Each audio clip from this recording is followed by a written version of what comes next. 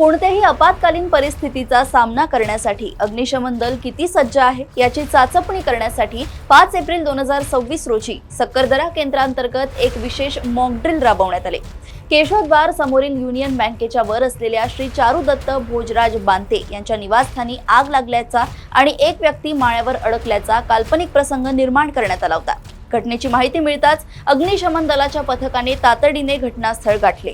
यावेळी जवानांनी अत्यंत कौशल्याने आग विझवण्याचे काम केले, तर दुसरीकडे माळ्यावर अडकलेल्या व्यक्तीला सुखरूप बाहेर काढण्याचे रेस्क्यू ऑपरेशन यशस्वीरित्या राबवले। प्रशिक्षणार्थी श्री विद्यानंद कोचे यांनी या ड्रिलमध्ये कॅज्युअल्टी म्हणजेच जखमी व्यक्ती म्हणून भूमिका बजावली, ज्यांना जवानांनी सुरक्षितरित्या बाहेर काढले। हे संपूर्ण ऑपरेशन सक्करदरा केंद्राचे अधिकारी श्रीमान शिर्के साहेब यांच्या मार्गदर्शनाखाली पूर्ण झाले।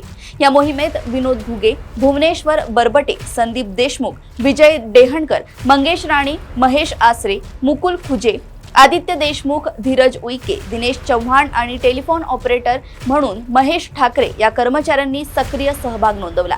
अशा प्रकारच्या सरावामुळे प्रत्यक्ष आगीच्या घटनेत जीवित व वित्तहानी टाळण्यासाठी मदत होते, असा विश्वास यावेळी व्यक्त करण्यात आलाय।